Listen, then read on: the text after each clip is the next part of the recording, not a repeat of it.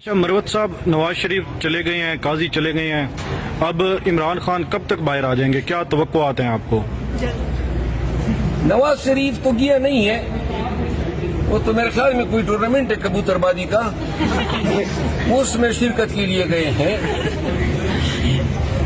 अभी भी निज़ाम जो है वो नवाज शरीफ की जबान के ताबे हैं। ये जितने भी बैठे हुए हैं, चाहे असम्बली में हो, हुकूमत में हो, तमाम इदारे उसकी जुम्बश आबरू के इशारे के मुंतज़िर हैं। लिहाजा शायद वो किसी वक्त पे अपने आप को वज़ीर आज़म न बनाने पे कोई इज़हार नाराज़गी ज़ाहिर कर दे, लेकिन हम नहीं समझते हैं कि ये छोटा सा जो तग़य्युर हुआ है, हाँ अलबत्ता एक उम्मीद हमारी पैदा हुई है, जो तेजी से गिरती हुई साख थी अदलिया की, वो शायद अब ये साख मजीद गिरना थम जाए। ये जो ट्रिब्यूनल में सिविलियन का मुकदमा है जो तकरीबन साल हुआ है और नहीं लग रहा है, वो मुकर्रर हो जाए, और सुप्रीम कोर्ट का जो कोर्ट नंबर 1 जो नाइंसाफी का मंबा बना हुआ था, वो अब इंशाअल्लाह इंसाफ की एक नवीद देगा। मेरा ख्याल ये है, जो मैंने एक बात कही थी कि मैन प्रोपोजेस गॉड डिस्पोजेस, वो लोग जो ये समझते थे कि मंसूर अली शाह को हटा के किसी और जज साहब को या फिर जो मौजूदा चीफ जस्टिस साहब है उनको लाने से शायद उनके कोई मकासद पूरे होंगे, वो ये सोच रहे होंगे कि शायद अल्लाह ने जो करना था वो हो गया, और जो इब्तिदाई जो चंद इकदामात हैं या अफरीदी साहब के, उनकी मैं सताइश करता हूँ। साहब ये बताइएगा कि ये अपने खिलाफ दायर करदा जो दहशतगर्दी के मुकदमात हैं, वो चैलेंज किए थे मैंने इस्लामाबाद हाई कोर्ट में, मैडम समन रिफत साहिबा की अदालत में आज मुकर्रर थे, और फाजिल अदालत ने जो है पुलिस और FIA की जुज़वी रिपोर्टें यहाँ पे प्रेजेंट हुई है, और अब जो है चंद दिनों में ये केस दोबारा टेकअप किया जाएगा। आजकल दहशतगर्दी की अदालतों में दहशतगर्द नहीं पाए जाते हैं, हम पाए जाते हैं, क्योंकि दहशतगर्द जो हैं वो खुलेआम फिर रहे हैं, दहशतगर्दियां कर रहे हैं,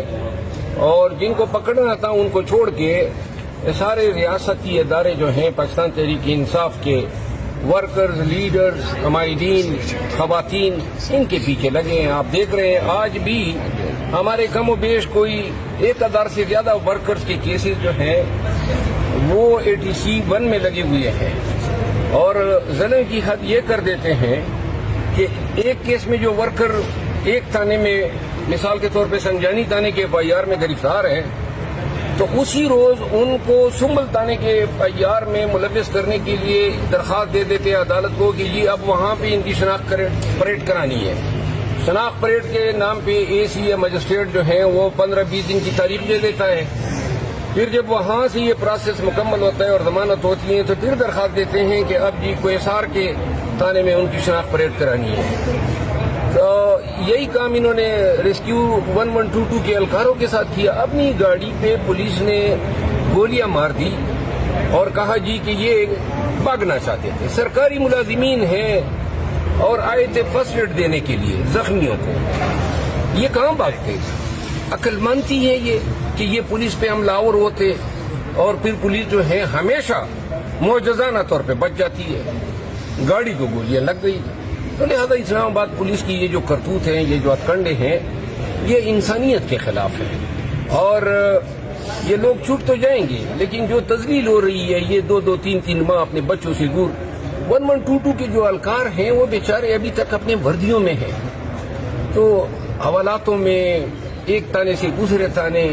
इनके साथ क्या कुछ न हुआ होगा। फिर हमारे MPs जो हैं जिनकी बेलें हो गई, उनको भी फिर नए मुकदमे में मुलविस कर दिया, अनवर ज़ैब खान को, मलक लियाकत को और दीगरान को। ये सब आप देख रहे हैं ममलिकत खुदादाद पाकिस्तान में हो रहा है। आईनी तरमीम के बाद हमारे मायनाज कबूतरबाज तो चले गए इंग्लैंड, اور جب قاضی فائز عیسیٰ چیف جسٹس بنے تو وہ تشریف لے آئے. یہ اتفاق نہیں ہو سکتا ہے. اور جو ہی فائز عیسیٰ صاحب جو ہیں اس کا بوریہ بستر گول ہوا تو حضرت بھی فائز عیسیٰ کے ساتھ ہی روانہ ہو گئے. اس کا مطلب یہ ہے کہ نواز شریف کا موجودہ اب عدالتی نظام پہ اعتماد نہیں رہا جو اعتماد ان کا قاضی فائز عیسیٰ کی سپریم کورٹ پہ تھا. اور یہ خوشائند ہے کہ نئے چیف جسٹس صاحب نے جو کانسٹیٹیوشنل جو کیسز کی بینچز کی کمیٹی میں سینیارٹی کے اصول کو ملوذ خاطر رکھا ہے.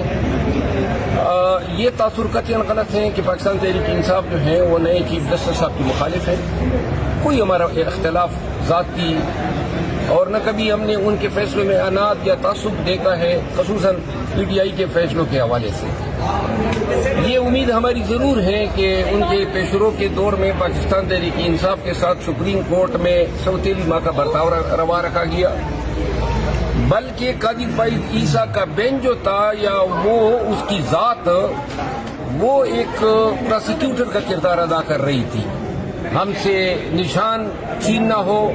یا بنیادی انسانی حقوق کی خلاف ورزی کا کیس تھا یا اغوا برائے بیان جو تھے یا امیدواروں سے جو چھینا جبتی ہوتی تھی کاغذات کی, یہ سارے کیسز ان کی عدالت میں لگے تھے. ہمارے وکلاء کی توہین کرتے تھے, تضحیق کرتے تھے اور خان کے وہ ذاتی دشمن بنے ہوئے تھے. کسی اخلاقیات اور انصاف کے کسی مروج اصول کے تحت وہ کسی ایسے کیس میں بیٹھ ہی نہیں سکتے تھے جو خان سے ریلیٹڈ ہو یا پی ٹی آئی سے ریلیٹڈ ہو. سپریم کورٹ کے 5 رکنی بینچ نے جسٹس گلزار کی سربراہی میں فیصلہ دیا تھا کہ قاضی فائز عیسیٰ ایسے کسی بینچ کا حصہ نہیں بنے گا, لیکن قاضی فائز عیسیٰ کو نہ سپریم کورٹ کا احترام ملوذ خاطر تھا نہ سپریم کورٹ کے فیصلوں کا وہ, اور ابھی 8 ممبر بینچ جو لارجر بینچ ہے اس کے فیصلے کی تصدیق انہوں نے کس طرح کی ہے. لہذا ایک نفسیاتی بیمار تھا اور وہ جب گیا ہے تو اس کے اہل خانہ بچوں اور ان کی جو ٹرالنگ ہوئی ہے, میں ہمیشہ ٹرالنگ کا مخالف رہا ہوں, لیکن اس کی ٹرالنگ پہ یا اس کے ساتھ جو رویہ برتا گیا ہے اس پہ مجھے دلی سکون ہوا ہے. تمام مناصب پہ بیٹھنے والے لوگ یہ سن لیں کہ ایک دن آپ لوگوں نے یہ روز بھی دیکھنا ہے جب پبلک میں آپ نے جانا ہے اور پبلک نے آپ کو آپ کے کردار کا آئینہ دکھانا ہے. لہذا ایسے لوگ جو ہیں وہ ایسے ہی رویے کے حقدار ہیں. ان کی پبلک میں ہر جگہ پہ ان کو آئینہ دکھانا چاہیے تاکہ یہ لوگ جب مناصب پہ ہو تو ظلم نہ کریں, ان کو نظر آئے کہ اور لوگوں کے ساتھ بھی ریٹائرمنٹ کے بعد کیا ہوا تھا. قاضی فائز عیسیٰ کے میں نے پی ایم ایل این کے تارڑ صاحب کے خلاف کچھ لوگوں نے اس کی ٹرولنگ کی تھی, میں نے اس کی مذمت کی تھی, لیکن قاضی فائز عیسیٰ وہ شخص جو منصب کے منصب پہ براجمان تھا اور اس نے جو انصاف کا ریپ کیا جس انداز میں اس نے بنیادی حقوق, انسانی حقوق اور پاکستان کی عدالتی تاریخ پہ